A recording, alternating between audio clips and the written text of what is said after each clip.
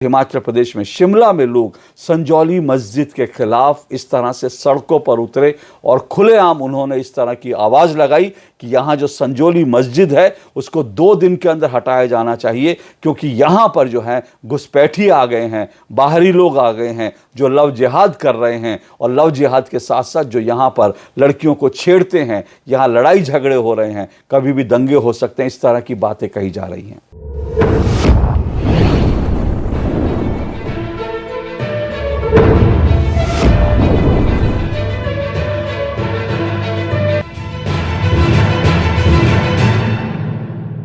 क्या देवभूमि कहे जाने वाले भारत के 2 पहाड़ी राज्य किसी साजिश के निशाने पर हैं, किसी साजिश का शिकार बन रहे हैं?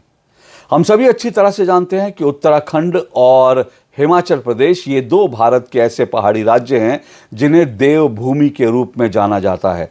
लेकिन इन दिनों इन दोनों ही राज्यों में जिस तरह की मुस्लिम गतिविधियां चल रही हैं, इन दोनों ही राज्यों से जिस तरह से मुस्लिम गतिविधियों की खबरें आ रही हैं, सुर्खियां बन रही हैं, वो चिंता पैदा करने वाली हैं। हालांकि उत्तराखंड की जब बात करते हैं तो उत्तराखंड में तो सीधा सीधा डेमोग्राफी चेंज का भी खतरा खड़ा हो गया है। वहाँ तो इतनी ज़्यादा मुस्लिम आबादी बढ़ गई है कि उसको लेकर के लोग ये चिंता जता रहे हैं कि थोड़े दिनों बाद, कुछ सालों बाद कहीं ऐसा ना हो कि उत्तराखंड जो है मुस्लिम बहुल राज्य बन जाए। जिस तरह से असम में मुस्लिम आबादी एक चुनौती बनी हुई है, वैसी ही चुनौती उत्तराखंड में हो जाए। हालांकि हिमाचल प्रदेश को लेकर फिलहाल ऐसी कोई चिंता नहीं जताई जा रही, क्योंकि हिमाचल प्रदेश में मुस्लिम आबादी बहुत कम है, और उसका कारण यह है कि हिमाचल प्रदेश का जो लॉ है, हिमाचल प्रदेश में लैंड को लेकर, भूमि को लेकर जिस तरह के कानून है, वहाँ बाहरी व्यक्ति जा करके इस तरह से खुलेआम ज़मीन नहीं खरीद सकता, जिसके कारण वहाँ पर कोई बाहरी आदमी नहीं आ सकता, बाहरी आदमी आकर ज़मीन नहीं खरीद सकता। इसलिए वहाँ मुस्लिम आबादी उस अनुपात में तेज़ी से नहीं बढ़ी है। लेकिन जिस तरह की खबरें वहाँ पर, जिस तरह की गतिविधियाँ चल रही हैं, वो चिंता पैदा करने वाली हैं, और चिंता पैदा करने वाली है इसीलिए वहां पर हिमाचल प्रदेश में शिमला में लोग संजौली मस्जिद के खिलाफ इस तरह से सड़कों पर उतरे और खुलेआम उन्होंने इस तरह की आवाज़ लगाई कि यहाँ जो संजौली मस्जिद है उसको 2 दिन के अंदर हटाया जाना चाहिए, क्योंकि यहाँ पर जो है घुसपैठी आ गए हैं, बाहरी लोग आ गए हैं जो लव जिहाद कर रहे हैं, और लव जिहाद के साथ साथ जो यहाँ पर लड़कियों को छेड़ते हैं, यहाँ लड़ाई झगड़े हो रहे हैं, कभी भी दंगे हो सकते हैं, इस तरह की बातें कही जा रही हैं। और रात को रात मस्जिद बनाई गई है।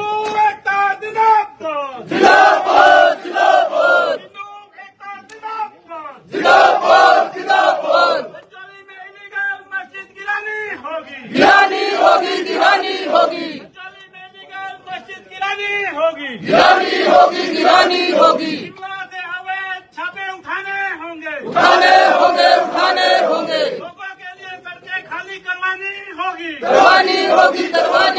लोगों की सड़कों पे छापे वालों ने जो कब्जे किए वो हटाने होंगे। हालांकि हिमाचल प्रदेश एक छोटा राज्य है और राजनीतिक दृष्टि से भी उसे लोग बहुत ज़्यादा अहमियत नहीं देते, लेकिन संजौली मस्जिद को लेकर जो वहाँ आंदोलन हो रहा है, जो वहाँ से खबरें आ रही हैं, वो राष्ट्रीय परिदृश्य पर देशव्यापी बड़ी खबर इसलिए बन गई क्योंकि संजौली मस्जिद को लेकर जो आंदोलन चल रहा है, उस आंदोलन में खुद कांग्रेस के एक वरिष्ठ नेता, और सिर्फ नेता नहीं बल्कि हिमाचल प्रदेश में जो कांग्रेस की सरकार है, कांग्रेस की सरकार में जो वरिष्ठ मंत्री हैं, वो उस आंदोलन में शामिल हो गए। और सिर्फ आंदोलन में शामिल नहीं हुए, ये जो अनिरुद्ध सिंह है, जो पंचायती राज और ग्रामीण विकास मंत्री हैं हिमाचल प्रदेश में, कांग्रेस की सरकार में, कांग्रेस के वरिष्ठ नेता हैं, ये सिर्फ आंदोलन में ही नहीं उतरे, बल्कि इन्होंने विधानसभा के पटल पर जो बयान दिया वो चौंकाने वाला भी है, और कांग्रेस को लेकर, कांग्रेस की राजनीति को लेकर कई तरह के सवाल खड़े करने वाला भी है। क्योंकि मैं फिर कह रहा हूं कि कांग्रेस में कोई नेता कोई अवैध मस्जिद को लेकर इस तरह की बातें कहे, अवैध मस्जिद को लेकर आंदोलन करने सड़क पर उतर आए, ये सब अपने आप में एक नई चीज़ है। ऐसा हमने हाल फिलहाल में पिछले कई सालों में तो होते हुए नहीं देखा। मुस्लिम तुष्टीकरण को लेकर कांग्रेस जो है बहुत गंभीर रहती है, ना सिर्फ गंभीर रहती है बल्कि मुस्लिम तुष्टीकरण एक तरह से कांग्रेस की एक पॉलिसी है। और ऐसे में अनिरुद्ध सिंह, कांग्रेस के वरिष्ठ नेता, ग्रामीण विकास पंचायती राज मंत्री, अगर वो विधानसभा में पटल पर इस तरह से मस्जिद को लेकर बयान दे रहे हैं तो फिर ये अपने आप में बहुत बड़ी खबर हो जाती है। इसलिए इस खबर की इंटेंसिटी को समझने की ज़रूरत है। हालांकि मैं इस पर भी आऊँगा कि उन्होंने जो कहा उसको लेकर लोग किस तरह की बातें कर रहे हैं, लेकिन उससे पहले ये समझ लीजिए कि अनिरुद्ध सिंह ने कहा क्या। अनिरुद्ध सिंह सिर्फ उन्होंने ये नहीं कहा कि मस्जिद अवैध है, बल्कि उन्होंने ये कहा है कि इस मस्जिद को 2 दिन के अंदर तोड़ देना चाहिए। सोचिए, कांग्रेस का एक नेता कह रहा है मस्जिद को 2 दिन में तोड़ देना चाहिए। और इस सिर्फ यहीं तक नहीं रुके वो, उनका जो पूरा बयान है जो विधानसभा में उन्होंने कहा, वो सुन करके ज़्यादातर लोगों को यकीन नहीं हो रहा कि क्या ये कोई कांग्रेस का मंत्री कह रहा है। यहाँ तक कि असदुद्दीन ओवैसी और जितने मुस्लिम संगठन हैं उन्होंने अनिरुद्ध सिंह के खिलाफ ही नहीं बल्कि कांग्रेस को लेकर मोर्चा खोल दिया है कि भाई ये बीजेपी की भाषा बोल रहे हैं, या अनिरुद्ध सिंह जो हैं ये कैसी राहुल गांधी की मोहब्बत की दुकान है, तो बीजेपी की भाषा बोल रहे हैं। दरअसल अनिरुद्ध सिंह ने सिर्फ मस्जिद का विरोध नहीं किया, उन्होंने ये तक कहा कि जो मस्जिद है ये सीधा सीधा सरकारी ज़मीन पर बनी हुई है, जो वो सरकारी ज़मीन जिस पर सरकार का हक होना चाहिए, लेकिन उस पर वक्फ बोर्ड ने अवैध रूप से कब्जा करके मस्जिद बना ली है। आप सोचिए, वक्फ बोर्ड को लेकर इस वक्त देश में जो है खूब चर्चा चल रही है। वक्फ बोर्ड को लेकर एक संशोधन विधेयक सरकार लाना चाहती है जो फिलहाल जेपीसी में भेज दिया गया है, और कांग्रेस और पूरा विपक्ष वक्फ कानून जो उसमें संशोधन के लिए तैयार नहीं है, क्योंकि वो मानने को तैयार नहीं है कि वक्फ जो है वो अवैध रूप से ज़मीनों पर कब्जा करता है। ये कांग्रेस और पूरा विपक्ष मानने के लिए तैयार नहीं है। लेकिन यहाँ पर कांग्रेस के एक नेता ने, कांग्रेस के एक मंत्री ने विधानसभा में कह दिया कि वक्फ बोर्ड ने अवैध रूप से ज़मीन पर कब्जा करके वहाँ पे मस्जिद बना दिया, सरकारी ज़मीन है। फिर अनिरुद्ध सिंह क्या कहते हैं? अनिरुद्ध सिंह ये कहते हैं कि वहाँ पर लोग जो हैं बाहरी लोग आ गए हैं, वो कह रहे हैं रोहिंग्या आ गए हैं, जमात के लोग पता नहीं कहाँ से आ गए हैं, और साथ साथ वो कह रहे हैं कि बांग्लादेशी आ गए हैं। ये कैसी स्थिति उत्पन्न हो रही है प्रदेश में? जो रोज नए लोग आ रहे हैं, कोई जमात वाले आ रहे हैं, कहीं आ रहे हैं जिनका अता पता ही कोई नहीं। क्या ये रोहिंग्या मुसलमान है? मैं खुद अध्यक्ष महोदय 1-2 जनों को जानता हूं जो बांग्लादेश से आए हैं, उसकी वेरिफिकेशन होनी चाहिए। मैं इस सदन में आपके माध्यम से मुख्यमंत्री महोदय को बोला। अभी इस स्थिति में 190 का उल्लेख किया गया यहाँ पे कि 190 लोग हैं जो रजिस्टर्ड है, तो 1900 कैसे हो गए सर? आप किसी भी बाजार में चले जाइए, चाहे संजौली बाजार चले जाइए, चाहे ढली चले जाइए, कसुमटी चले जाइए, लक्कड़ बाजार चले जाइए सर, जगह जगह पे लोगों के चलने की जगह नहीं है। मैं आपसे मांग करता हूं कि इसको जो हटाया जाए, 190 लोगों की वेरिफिकेशन करी जाए। अब सोचिए, बांग्लादेशी घुसपैठिए, रोहिंग्या घुसपैठिए, जमात के घुसपैठिए, ये सब शब्द जो है, ये शब्द कांग्रेस के नेता कभी बोलते ही नहीं। कांग्रेस में कोई मानता ही नहीं कि भारत में घुसपैठिए आ गए हैं। वो लोग तो कहते हैं कि घुसपैठियों को निकालने की जब बात होती है तो कांग्रेस खुलकर उसका विरोध करती है। लेकिन अनिरुद्ध सिंह ये भी कह रहे हैं कि हिमाचल प्रदेश में जमाती आ गए हैं, घुसपैठी आ गए हैं, जिसको लेकर असदुद्दीन ओवैसी बड़े गुस्से हैं, मुस्लिम संगठन बिल्कुल आग बबूल हैं कि ये क्या हो गया। और अनिरुद्ध सिंह यहाँ पर नहीं रुके। इसके बाद अनिरुद्ध सिंह ये कहते हैं कि लव जिहाद हो रहा है। सोचिए, लव जिहाद की बात, कांग्रेस के लोग कहते हैं कि लव जिहाद नाम की कोई चीज़ नहीं है। कांग्रेस का पूरा इकोसिस्टम लव जिहाद को वाइट वॉश करने में लगा हुआ है। वो ये कहता है कि लव जिहाद बकवास है, ऐसे कोई चीज़ नहीं है, लव जिहाद होता ही नहीं है, और ये सब पूरा कांग्रेस का इकोसिस्टम कहता है। लेकिन अब कांग्रेस के एक मंत्री विधानसभा के पटल पर बोल रहे हैं कि ये जो आ गए हैं लोग, ये लोग सीधा सीधा लव जिहाद कर रहे हैं। और उन्होंने जो कुछ कहा उसको लेकर वो एक आंकड़ा भी देते हैं। वो कहते हैं कि हिमाचल प्रदेश में अगर हम शिमला की बात करेंगे तो कहते हैं कि इस पूरे इलाके में 19 लोग रजिस्टर्ड हैं, लेकिन 1900 लोग आ गए हैं। तो वो ये सवाल उठा रहे हैं कि आखिर ये लोग कहाँ से आए। उनका सवाल गंभीर है, और वो जो कुछ कह रहे हैं वो जन भावनाओं के अनुरूप कह रहे हैं, क्योंकि हिमाचल प्रदेश में इस वक्त शिमला में लोग सड़कों पर उतरे हुए हैं और लोग कह रहे हैं कि इस मस्जिद को नहीं तोड़ा गया तो हम बड़ा आंदोलन करेंगे। और लोग वहाँ पर, महिलाएं ये कह रही हैं कि जो मस्जिद है, संजौली मस्जिद है, उसके आसपास से हमारा गुजरना भी मुश्किल हो गया है। वहाँ पे महिलाएं, लड़कियां जा नहीं सकती, लड़कियों से छेड़छाड़ होती है। शुक्रवार को जुमे के वक्त जो है वहाँ पर झगड़ा होता है और पूरा माहौल ख़राब हो रहा है। इस तरह की बातें महिलाएं कह रही हैं। तो क्या अनिरुद्ध सिंह ने जो बयान दिया है वहाँ के स्थानीय लोगों के दबाव में दिया? ये सवाल मन में आता है, क्योंकि फिर कह रहा हूँ, अनिरुद्ध सिंह की जो भाषा है, अनिरुद्ध सिंह के जो तेवर हैं, वो किसी कांग्रेसी की भाषा नहीं है, किसी कांग्रेसी के तेवर नहीं है। और इसीलिए असदुद्दीन ओवैसी वगैरह कह रहे हैं कि ये बीजेपी की भाषा बोल रहे हैं। तो कई लोग ये कह रहे हैं कि भाई ये क्या पब्लिक के दबाव में, अगर पब्लिक के दबाव में अनिरुद्ध सिंह ऐसा बोल रहे हैं तो फिर मुझे लगता है ये एक अच्छा संकेत है। कम से कम हिंदू जो हैं, हिंदुओं की ताकत का एहसास जो है हिमाचल प्रदेश में कांग्रेस को हुआ है। लेकिन कुछ लोग ये भी कह रहे हैं कि अनिरुद्ध सिंह ने जो बयान दिया है वो इसलिए दिया है कि जो है कांग्रेस जो है वहाँ पर हिमाचल प्रदेश में कांग्रेस जो है वो गंभीर आर्थिक संकट में कांग्रेस की सरकार ने हिमाचल प्रदेश को फंसा दिया है, क्योंकि वहाँ पर सैलरी देने के लिए पैसे नहीं है। और प्रियंका गांधी वाड्रा के एक राहुल गांधी के जो गारंटी स्कीम थी उनको लागू करने के चक्कर में हिमाचल प्रदेश कंगाल हो गया है। पेंशन देने की बात कही थी, लेकिन पेंशन के अब तो वहाँ लोगों को सैलरी भी नहीं मिल रही है। तो उसके कारण जो कुछ लोग कह रहे हैं कि ये शायद जो आर्थिक जो बदहाली है हिमाचल प्रदेश की, उससे ध्यान खींचने के लिए दिया गया बयान है। लेकिन मुझे थोड़ा इसमें यकीन कम होता है, क्योंकि हो सकता है बयान अगर आर्थिक स्थिति से ध्यान बटाने के लिए दिया गया होगा तो ये मामला ख़त्म नहीं होगा, क्योंकि जनभावनाओं के कारण अनिरुद्ध सिंह को सड़क पर उतरना पड़ा है। तो ये चीज़ है।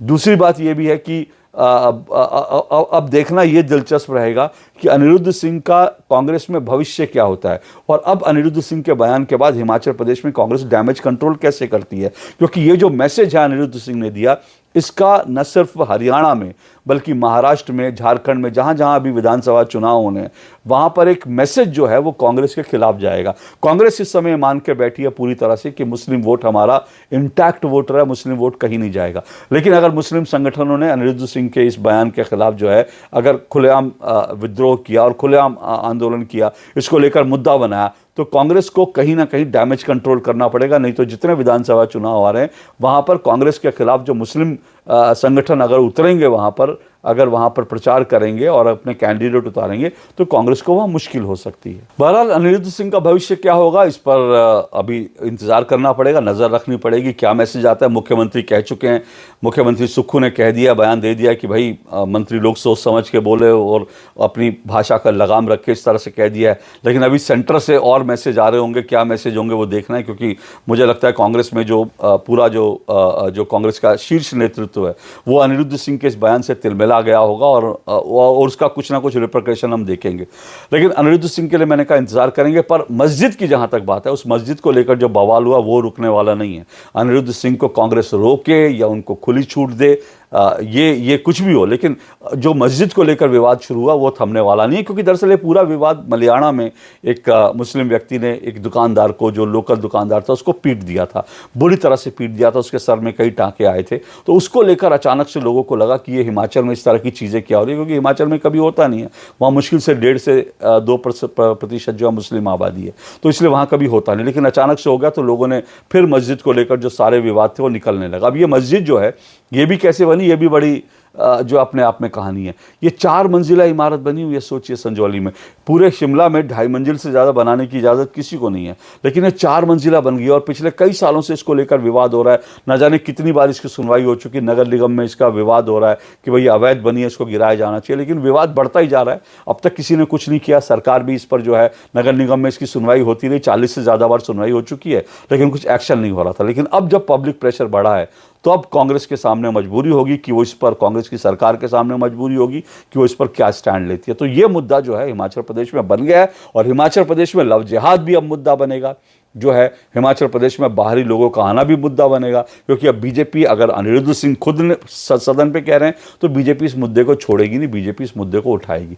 तो अब देखना ये रहेगा कि हिमाचल प्रदेश में ये पूरा मुद्दा किस तरह से आगे बढ़ता है।